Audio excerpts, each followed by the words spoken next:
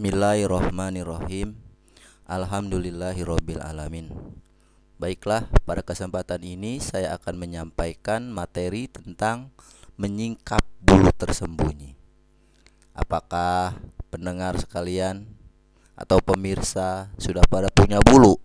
Nah ini, udah gak usah pura-pura. Kalau sudah punya, ngaku aja. Saya juga gak mau ngelihat, karena saudara sendirilah yang merasakannya, enak dan tidak enaknya punya bulu. Nah, dalam kesempatan ini saya akan menyampaikan beberapa bulu tersembunyi yang termasuk dari bagian kita untuk membersihkannya.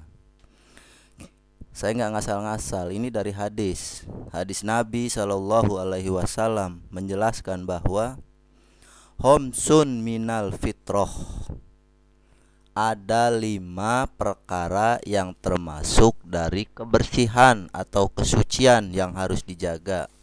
Yang pertama adalah al-khitan, yaitu berhitan, atau bahasa kitanya itu sunat. Kenapa harus disunat? Khususnya bagi laki-laki. Kalau perempuan saya nggak tahu itu. Walaupun perempuan juga ada perintah sunat, tapi tidak sepenting laki-laki. Karena ketika laki-laki itu tidak disunat, maka kemungkinan akan terkena berbagai macam penyakit itu akan mudah terjadi. Ya bagaimana? Orang waktu buang air kan gak lancar, sisanya ada di ujung karena ujungnya belum dipotong. Nah, kalau orang yang sudah sunat itu maka akan bersih, tidak akan tersisa, sehingga berbagai macam penyakit akibat dari urin tadi itu bisa dicegah. Itu manfaatnya berhitan. Kemudian yang kedua, kata Rasul, wal istihdad, menyukur bulu kemaluan. Nah, dari alat hitan ini biasanya kalau sudah gede itu sudah mengeluarkan atau tumbuh bulu-bulu halus.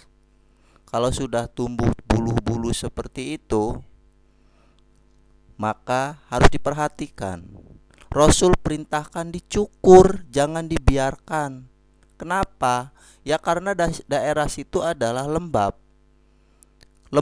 Ketika lembab itu kan mudah sekali penyakit, bakteri, kuman berkumpul di situ. Maka itu merupakan sarana gelayutan setan.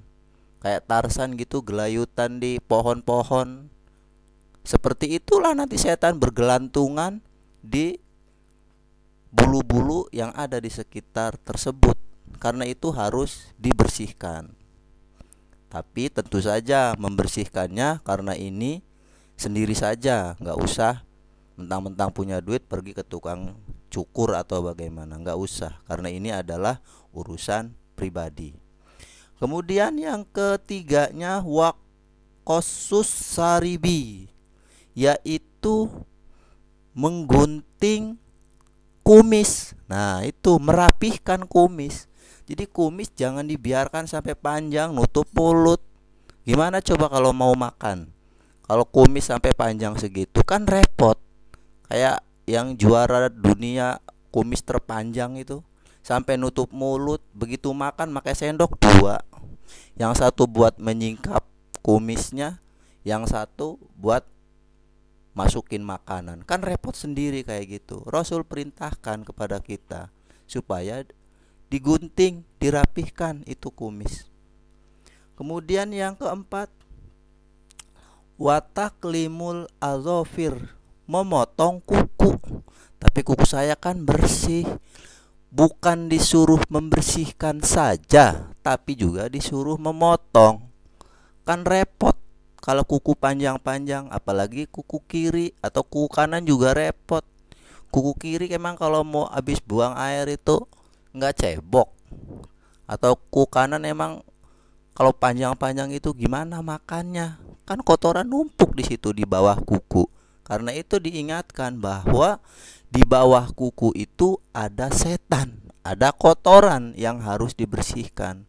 Dengan kuku yang pendek kita pun tidak direpotkan. Lihat saja orang yang melihara kuku panjang-panjang, begitu menyusahkan diri hanya sekedar untuk kuku, padahal kuku itu harusnya dipotong supaya tidak merepotkan kita. Yang kelimanya adalah wanatful ibti, mencabut bulu ketiak. Nah, bulu ketiak itu sampai panjang dibiarkan kadang-kadang. Kan aneh. Coba dicabutin satu-satu gitu. Biar enak, biar bersih.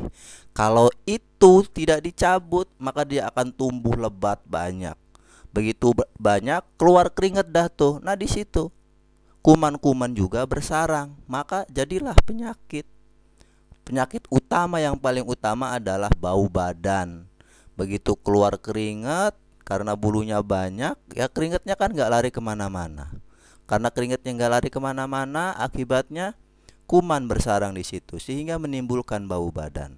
Nah, untuk itu maka diperintahkan oleh Rasul agar kita mencabut bulu-bulu yang ada di ketiak. Ya jangan sekaligus, kalau sekaligus kan sakit. Satu-satu dan cari waktu yang tepat ketika kita merasa nyaman untuk mencabutnya. Ya sambil santai-santai kan bisa. Nggak usah nggak usah terlalu dipusingkan dengan hal yang begini. Bagaimana kalau digunting, dipotong atau dicukur? Kalau dicukur itu nanti akan tumbuh lagi lebih tajam-tajam, lebih gede-gede. Coba kalau pakai baju putih, begitu tumbuh gede-gede kayak begitu kan nggak enak ngelihatnya orang di luar. Karena itu usahakan cabutlah satu-satu, pelan-pelan dan dilaksanakan sendiri. Jangan lagi-lagi nyuruh orang yang ada di tempat pemotong rambut ya. Mungkin itu saja yang bisa disampaikan. Semoga bermanfaat dan menjadi kebersihan. Ingat, kebersihan di sini ada 5 perkara yang harus kita jaga. Yang pertama adalah berhitan, cukup 1 kali saja seumur hidup. Kemudian yang kedua mencabut bulu kemaluan. Yang ketiga memotong kumis. Yang keempat memotong kuku. Dan yang kelima mencabut bulu ketiak. Mudah-mudahan bermanfaat, bisa diamalkan. Sekian, wassalamualaikum warahmatullahi wabarakatuh.